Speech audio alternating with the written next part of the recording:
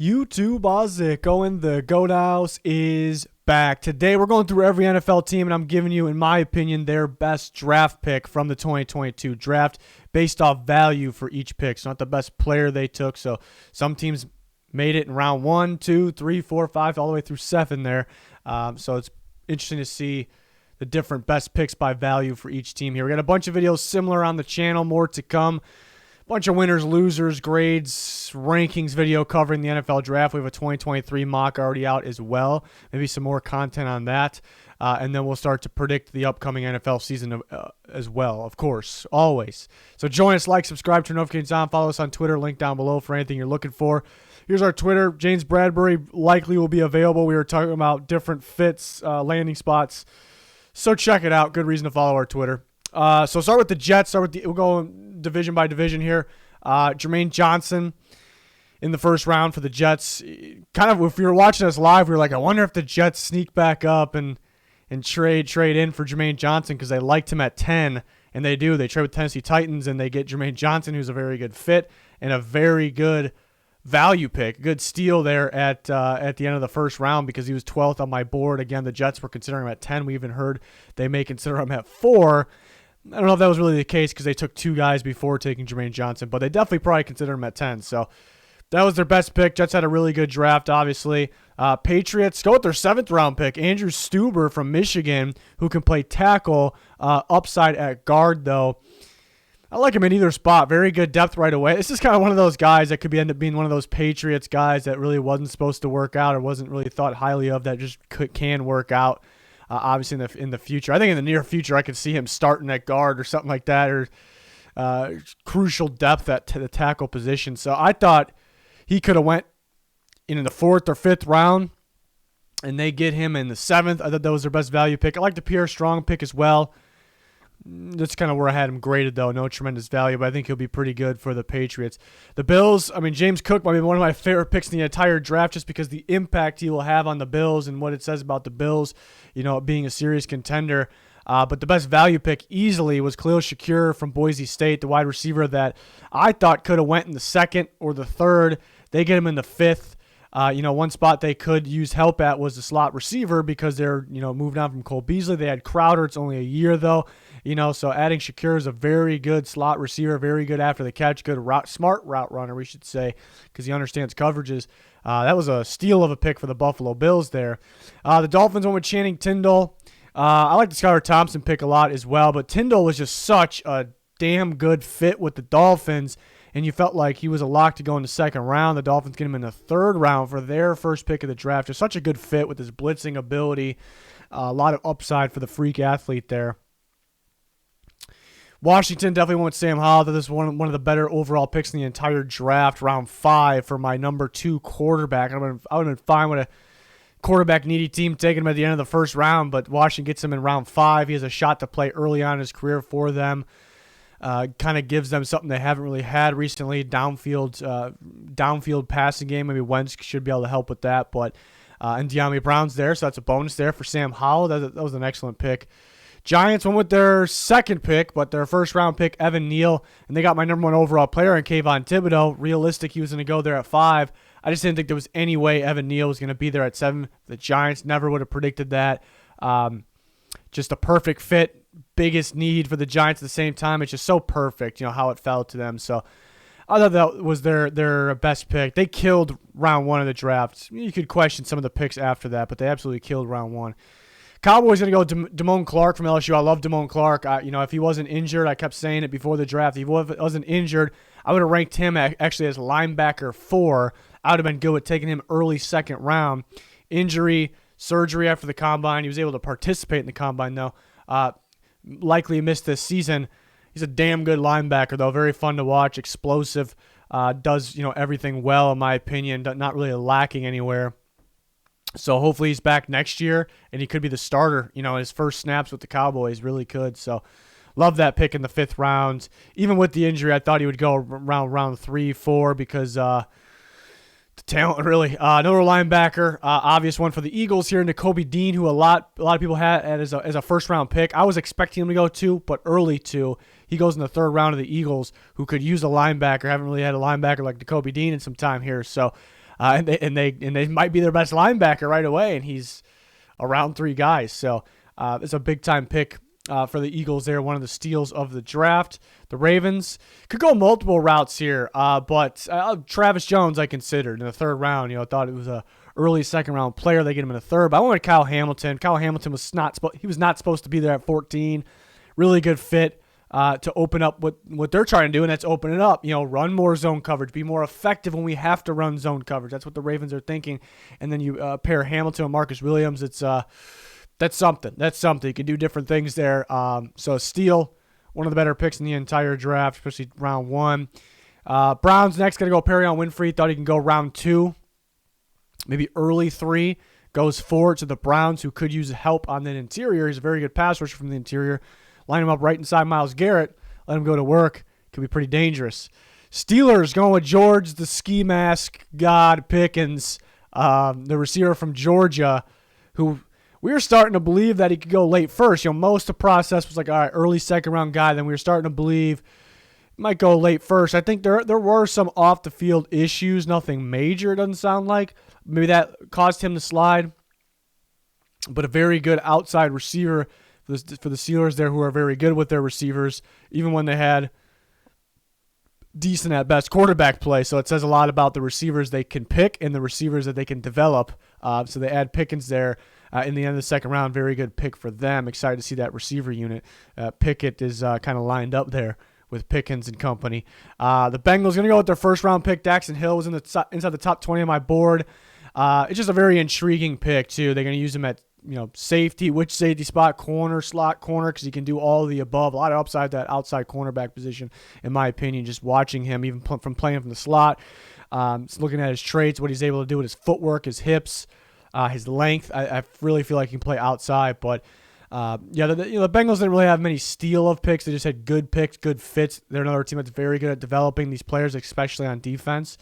Lions got maybe my favorite player in the entire draft, and Josh Pascal from Kentucky in round 2. I said I would have been fine taking it. It would have been shocking to everyone besides me, but I would have been fine taking this guy late first. The Lions stayed put at 32 and took him. I'd have been like, all right, I like it, and they take him in the 2nd round. I think fits really well what they're trying to do on defense. They're going to play him over the tackle, off the edge, 3 technique. I mean, he's lined up at nose tackle at times too. I don't see a whole lot of that, but he can do it. So I'm excited, to watch him, how he meshes with the current Lions' young defensive players, which I think he meshes well with. So that was a really good pick there. Just felt like a Brad Holmes and a Dan Campbell guy. Just really could feel it. The Bears, I'm going to go Braxton Jones from the 5th round. Braxton Jones, who had a really good season for Southern Utah, but played weaker competition. But he has the traits you're looking for. And you look at the best offensive tackles in football, they have the ideal traits. There's no mistake about it. Like, you need to have the traits, and not those guys that went long before Braxton Jones that you may feel a little more confident about because the competition they play, but they don't have the traits that Braxton Jones has. He has that length. He has some power. He has the quickness, the athleticism. Mainly the length really stands out. So I thought because of that, and because there was a drop-off of tackles, maybe after a guy like Ryman, I thought Braxton Jones was probably going to go earlier than expected. And I grade him in the 3rd round just because of the upside there. But he goes in the 5th to the Bears, who needed a tackle pretty badly. They're also an upside team, kind of a rebuild team. So it's a perfect kind of match there for a upside guy here at Braxton Jones. So I like that pick a lot for them. The Vikings definitely got to go with their 2nd round pick, Andrew Booth Jr., number 20 on my board. 4th best corner. I thought maybe, if the Vikings were to have to get him, they would probably have to pick late in the 1st. They did. They took Lewis Seen with that, and they ended up with Andrew Booth Jr. still. So I thought that was a phenomenal value pick, a steal for them, who needed a corner as well, which they needed one, I should say. So really good pick for them in the 2nd round. Packers had a number of good picks. I'm going to go Kingsley Enagbare from South Carolina, who I like. I thought he was underrated. He's a little stiff, not super flashy, but he's powerful, lengthy, maybe more athleticism than people give him credit for. I think he's got a lot of upside, obviously, with those traits. So the Packers grab him in the 5th. I thought he could have went in the 3rd, and I see a lot of upside with him. So good rotation guy for the Packers. And I thought that was a steal, obviously. Could have went with Rasheed Walker in the 7th. Zach Tom, any of these guys there. Colts definitely going to go Bernard Ryman. I mean, there was some thought that he can go late first. You probably think, all right, Ryman's not going to go into second. Somebody told me that before the draft. If somebody told me that before the draft started, where's he going to go? And I'm going to say he's going to go late first. The Colts end up getting him in the third round. And I think a really good fit. Colts are good at developing offensive linemen, and they needed a left tackle. Kind of a gift fell right in their lap there. So that was a big time pick for the Colts, an epic steal. Another big time pick, an epic steal. Tennessee Titans take Malik Willis in the third round, quarterback 1. Really thought he was going first just because the upside. The upside is incredible. It's a weak quarterback class. He's not the best QB1, but he was QB1 for most of us. But the upside was legit. It's not. The upside part of it is nothing different than your normal QB1 in a class because the arm strength, the athleticism, what he can become, he's just getting going. Played in a questionable offense. Didn't really like how they ran things there. So they get him in the third round. Titans needed the quarterback of the future, but they're trying to win now at the same time, so they couldn't really afford to use a high pick on something like that, and they still get Malik Willis in the third. It's arguably the best pick in the entire draft, so that was a big-time one for the Tennessee Titans. Jags go Devin Lloyd in the first round. He's my 8th overall player. I thought he could drop a little bit just because, it doesn't fit everyone. Linebackers, people aren't valuing him super high, even though, teams with some big-time linebackers got some good defenses, obviously. But, really good value pick for the Jags down there. I think they're going to get creative with Devin Lloyd, which you absolutely need to do. I think he meshes well with a few different guys, but a guy they drafted the first overall pick in Trayvon Walker because Walker can line up at D end, at D tackle. You can line him up off ball. And Lloyd, you can go, he's an off-ball linebacker, line him up off the edge. So you kind of get mix and match, kind of get creative and really throw teams off pre-snap. There's a bright future here for this young defense, and it's because of pieces like this. Texans got to go Christian Harris in the third round. The Alabama linebacker, definitely thought he can go in the second round. Just super flashy, violent, athletic, versatile. As an off-ball linebacker that you definitely can blitz and you can send off the edge. He had a big national championship game as well. So it's just kind of something the Texans really just don't have right now. So I really like that pick in the third round. Really good value. I like the Mechie pick as well. Saints went with Alontae Taylor, was one of my favorite players in the draft. I had him ranked cornerback 7, which is pretty much higher than everyone it is, I think. And then I just like his traits. I like his ball skills. I like the way he attacks the ball, whether it's in the air or already on the ground. The traits, the length, the physicality. He has 4.3 speed. It's just the Saints are very good at developing corners too. So, and he kind of has that. Kind of gives you vibes where he's so good at coming up and attacking the ball and reading the quarterback that he can be a playmaker to safety position as well. Even though I like him at corner more, but I thought that was the Saints' best pick. I like that pick. Buccaneers going to go Zion McCollum, cornerback from Sam Houston State. Kind of small school obviously, but people started to believe maybe he can sneak into second because he's just freaky, it's super freaky of a corner. Has the traits you're looking for as well. Has some length to him, some size, but he slips to the 5th. Buccaneers also pretty good at developing these corners. Some thought, how's Carlton Davis going to be? How's Jamel Dean going to be? They're talented, but kind of got to polish them up a little bit. So they get Zion McCollum, and I think it's a good fit. Also a need. They needed pretty good depth pretty badly because of injuries. So I like that pick a lot for them. Panthers definitely going to go Matt Corral. Thought he can go first or second round, nothing later. And you like the upside there because he has some eye-popping plays. He's an eye-popping quick release there. So round 3 for the Panthers, who needed a quarterback. It's just superb value pick there in the third round. So it's just big time for the Panthers. So that was their best pick. Panthers had a pretty good draft. The Falcons also had a pretty good draft. Desmond Ridder in the third. So more all these quarterbacks. We would have, if you would have predicted before the draft, you would have thought like the worst picks in the draft would be these quarterbacks because you thought teams would probably reach for them, get desperate because they need a quarterback so badly. And it's just the opposite. They waited and they got extremely good value with them. So it's pretty wild. I don't think we could have predicted this year. So the Falcons get Desmond Ridder in the third. I think he's a really good fit with Arthur Smith's scheme. They'll roll him out a bit, and he was very good rolling out to his right at Cincinnati. Needed to roll him out more. I think they will. So I just like the fit there. Broncos going to go Damari Mathis, kind of another upside corner, good traits, very, very athletic, had a kind of a big-time year this year out of nowhere, and thought he can go in the third round maybe. They get him in the fourth round and kind of a much-needed important depth corner there, rotation corner, I should say. Raiders grabbing Matthew Butler in the 5th. I like that pick a lot. I was a big Matthew Butler fan. Very good pass rusher for a bigger dude on the inside there. And it's kind of what the Raiders needed there on the inside because they kind of upgraded everywhere. But the interior defensive line needed some work.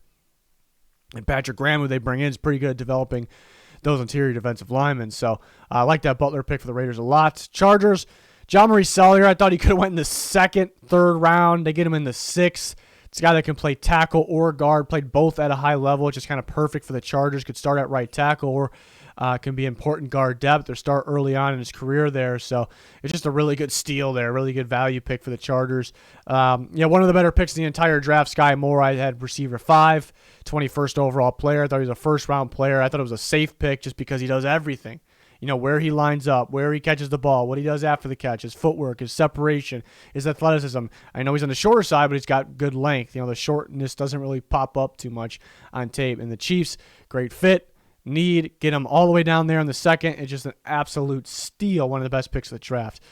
Cardinals going to go with one of their 7th-round picks here, Marquise Hayes, the Oklahoma guard, who I thought could have went in the 3rd or 4th round. Physical blocker. The Cardinals definitely need some guard help, maybe to start, and maybe for probably depth right away, but could start early on in his career there in Arizona. Seahawks going to go. They had quite a few good picks. But I'm going to go cornerback Tariq Woolen from Texas San Antonio. It's a guy that had good play. Like he had good tape, and for a raw guy, that's kind of rare. And then for a guy that's raw, the improvement down the stretch of the season, love to see that. But you love the length, the athleticism, freaky, the ball skills, and it's just thought because of all of that, like he's got to go round 2, round 3 at the latest, and somehow he slips through to round 5. Maybe more teams just want more of the pro-ready guy, but I think he can compete right now. Seahawks get him in round 5. I think it's a really good fit. I think I'm expecting to see a lot of press zone from the Seahawks. Press, covered a lot of cover 2, perhaps. I think it's a really good fit there. So steal for the Seahawks in round 5, and there's Tariq Woolen in the corner. Now we got another Tariq that's a corner to the 49ers. Tariq Castro-Fields, another lengthy, speedy corner, good at coming up, attacking the ball.